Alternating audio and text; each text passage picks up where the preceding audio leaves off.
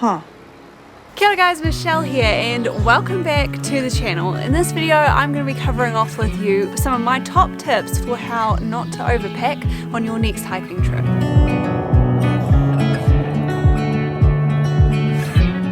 At the outset of this video, I just wanted to cover off some of the things that I personally have overpacked in the past and some of the things that I still frequently see people are overpacking when I'm out on hiking trails. And before I start to just go through some of those items, I did just want to make a distinction here between backcountry trails and some of our great walks here in New Zealand. Obviously, there is a vast difference between the two of them in terms of the facilities that are provided. So on backcountry trails, generally they're not as well serviced by DOC, so that means that there aren't things like toilet paper in the toilets, and you might not have that much in the way of cooking facilities and things in the huts and campsites. But on the serviced trails, on the great walks and serviced huts and campsites, you are generally going to have a lot more facilities there. For example, you're going to generally have gas provided to huts during the great walk season, and also in things like toilets there is generally always going to be a very decent supply of toilet paper. And 9 times out of 10 when I'm out on trails and I see that people have, in my opinion, overpacked, it's generally out on those great walks where either the hikers aren't that experienced and so they don't really know any better, and also perhaps it's not something that they are used to doing on a regular basis, and so they're kind of just taking the kitchen sink mentality just in case they need something. So I did just want to make that distinction because generally speaking, the kinds of hikers that are hiking backcountry trails have pretty much already got their gear dialed in anyway. They're very happy with everything they've got and they don't feel that they've got anything in their pack that they don't need. But on the great walks, obviously they're designed to appeal to beginners and amateur hikers. So this video is kind of aimed at those kind of people to get you to start thinking a little bit differently about each individual item of gear that you've got and to really think creatively about whether or not you need to take it. No! No! Ah! No, no, no, no, no, no! I will not win! No! So we'll start right at the top. There's no particular order that I'm going to bring these to you in, but the first item that I see people overpacking is stuff sacks, and I'll hold my hand up and say that I was one of these people as well. When I was preparing for Te Aroha, I think I'd purchased something like 5 or 6 different stuff sacks to organise the gear in my pack and to keep it all nice and waterproof and compressed if necessary. But what I didn't realise was actually how much weight each one of those individual stuff sacks was, and in the end I ended up switching all of those stuff sacks, bar one, out for just plastic bags. I was already using pack liners in my pack anyway to waterproof all of my gear, and the things that I really did want to make sure were waterproofed, like my quilt and my dry set of clothes for the evening, I made sure to get a very, very lightweight compression sack from Z-Packs. Everything else could still be organised in those little plastic bags, but I didn't need to go to the extra expense and the weight of having something like a Cedar Summit compression sack. The next biggest area where I see people overpacking on a regular basis is in the hygiene field. But again, I think we need to kind of come back to rationality here a little bit and accept the fact that if we are out hiking on a trail, even if it's only a 3-day trail, you are going to build up a certain amount of sweat and odour when you're out there because you're going to get dirty and you're going to be sweating. In my experience, generally the other hikers that you're out there with are not going to say anything, even if you do smell, because chances are they smell as well. The only thing that I would say is that if you're somebody who's self-conscious about that, or you do have a very strong odour after you've been hiking for a little while and you're sleeping in a hut where you're going to be butted up against people in bunk beds on a regular basis, then you might want to consider taking some kind of deodorant or something with you. I personally, as you will have seen in other videos, choose to give myself a wash at the end of every day so that at least I'm clean and tidy before I go to sleep for the night. But I have to say, I think I'm the exception rather than the rule. I don't often see anybody else doing that when I'm out on the trail, but I've seen people carrying things like shampoo and body wash, shower items basically, and there are no showers out there on the trail. So really just take a look through your hygiene kit. You don't need a full toilet bag when you're out hiking. Analyze what you've got and really ask yourself whether or not you're going to need to take it. And still in that general hygiene region is the subject of toilet paper. So I have on a couple of occasions seen people with multiple rolls of toilet paper inside their hiking packs. And don't get me wrong, I am definitely one of those people who does not want to get caught out by some kind of awful stomach bug when I'm out on a trail. But again, contrast it between backcountry trails and great walks here. Great walks, I have yet to come across a toilet that hasn't had toilet paper in it. Yes, it is common for those supplies of toilet paper to run a little bit low. I think, you know, it's always good to have a little bit of a backup just in case, but I'd encourage you to just take one toilet roll. Don't take 3 or 4 of them, because you're probably just not going to need them unless you are really going out into the middle of the wop somewhere. And loosely tied in with that is all the items that you're going to need for cooking and eating and cleaning up after you have eaten. So dish soap is one thing that I see a lot of people taking with you. Again, if you're out on a great walk, you really don't need to take dish soap with you. There will generally always be some at the hut, just like there will be some kind of brush or sponge or scourer to clean out your pot with at the end of the day. And again, when I first started hiking, I was carrying all of that kind of stuff with me. I can get by now with no dish soap and just something to wipe my pot out with, and maybe something to dry my pot with at the end of the day. One of the tricks that I picked up relatively recently though, which led to me no longer carrying dish soap with me, was the fact that you can actually use just a handful of dirt in the bottom of your pot to clean it out pretty good just with water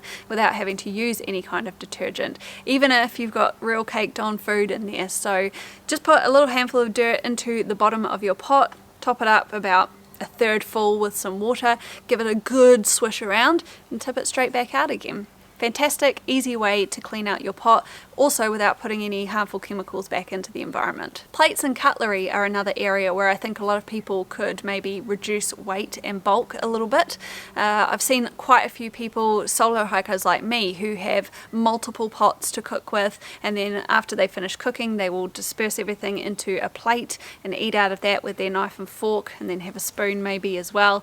And it's all just unnecessary weight and bulk that I think you can probably trim down a little bit. Of course, if you're hiking in a group and you're cooking for multiple people, then yes, it makes a lot more sense to have multiple pots. You might also, in that scenario, want everybody to have a separate plate to eat out of. And if you're somebody who uses commercially dehydrated meals when you're out on the trail, then those pouches that the food comes in are actually heat proof and waterproof, so you can eat directly out of those. Multi-tools are one of those things that I think are overpacked on a regular basis. There seems to be some kind of notion out there that if you're out in the backcountry you need some kind of a survival tool, but I have yet to need a screwdriver or a pair of scissors or anything else really that comes on a multi-tool when I've been out in the backcountry.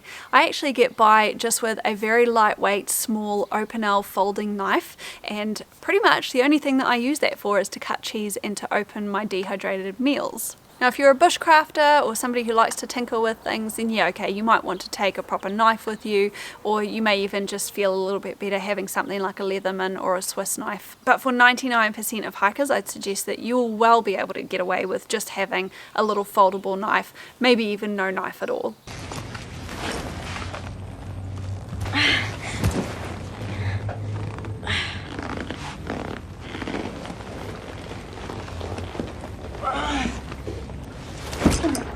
And on that topic, something that was suggested to me quite early on in my hiking career was taking a folding saw with me.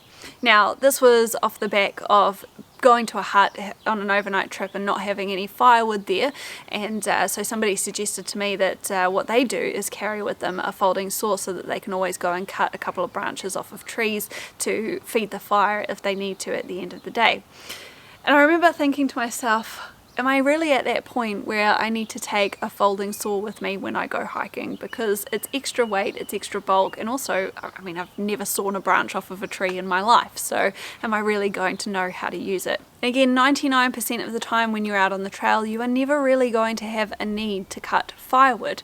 So the way that it works in New Zealand, again, if you're going to a hut on a great walk, then the firewood will be provided there, and it is up to the hut wardens to make sure that there is plenty of firewood in those fireboxes. If, however, you are going out into backcountry huts, then you do need to be aware of our hut etiquette here in New Zealand, and I will be making a video on that in the future, so make sure to stay tuned for that. But there there are some rules around the things that you really need to be doing if you're staying in a hut, and one of them is that if you're using firewood to have a fire in the hut at night time, then you need to be making sure that you are replenishing that. At most of those huts that do have wood burning fires, generally there is some kind of a woodshed out the back, and usually always an axe in those woodsheds so that you can go and chop wood if you need to. But as well, most people just tend to go and pick up some stray branches and things that have already fallen off of the trees and put them inside the hut so they can start to dry out for the next user. First aid, another big area where I see people overpacking. It's not uncommon to see people with full-on big bulky first aid kits when they're out on the trail. At the end of the day though, the reality is that you're never going to need most of those items unless you really get yourself into a pickle.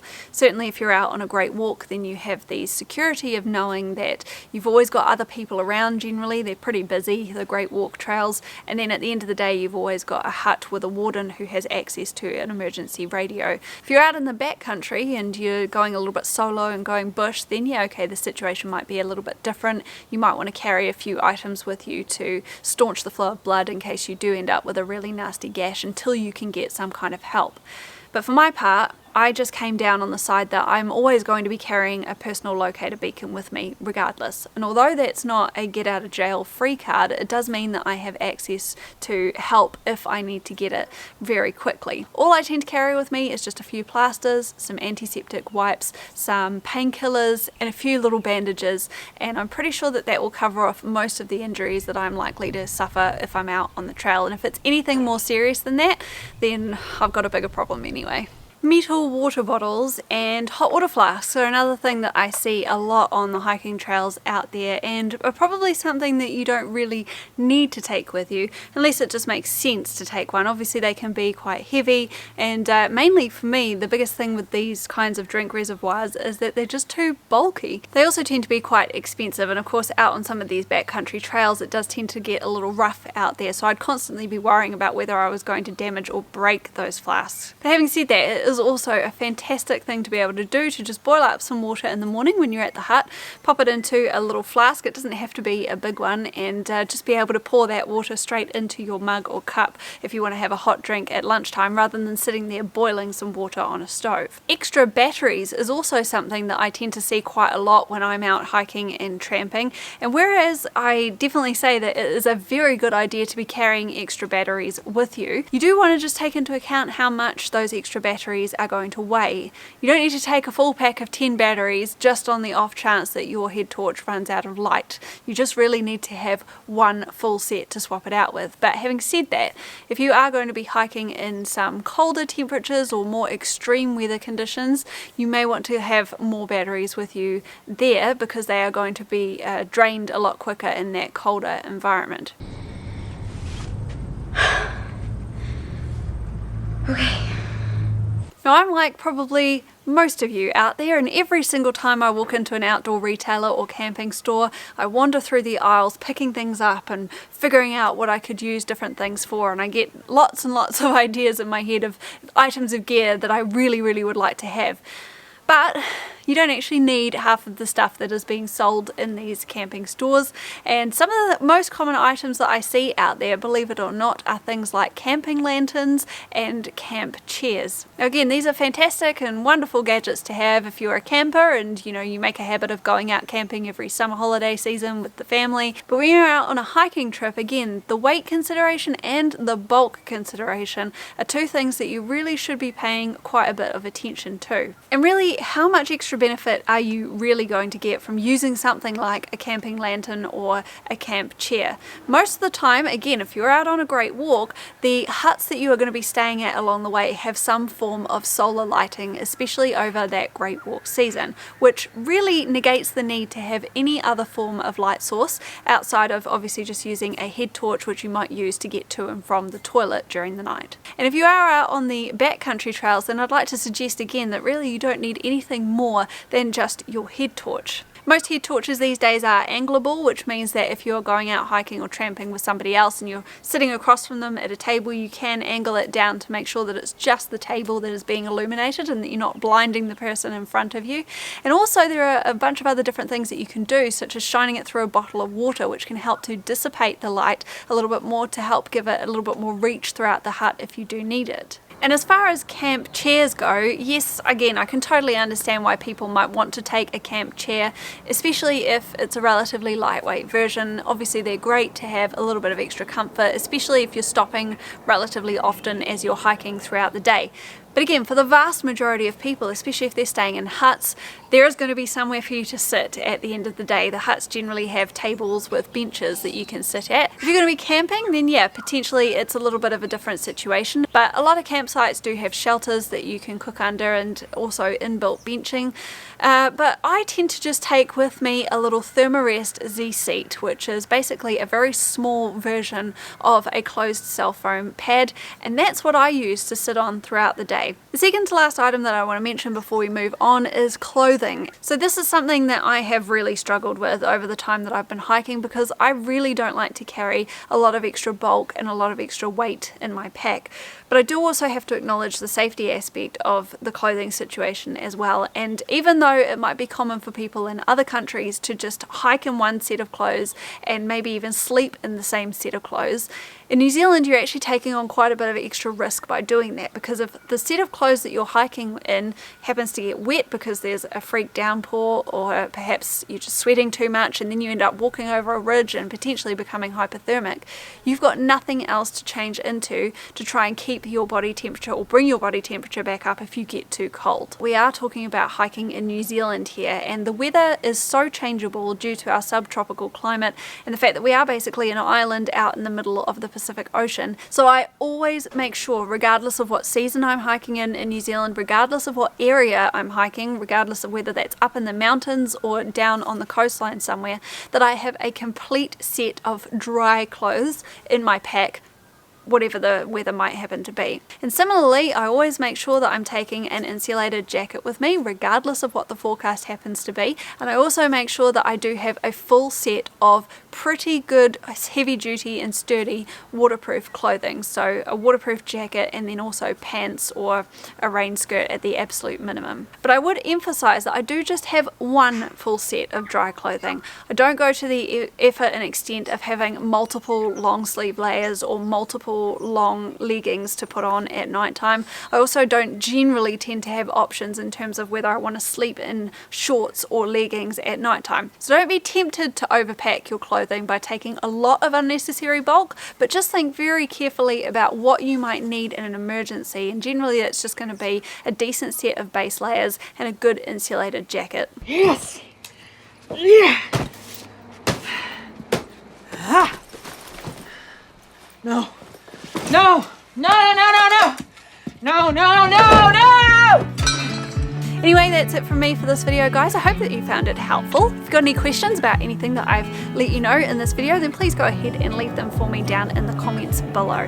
Don't forget to give this video a big thumbs up if you liked it. Hit the subscribe button while you're down there, that really helps me out. And stay tuned in the next couple of weeks for the next video adventure from our relatively recent hike to Pinnacle's hut in the Coromandel. Until next time, guys, take care and stay safe out there.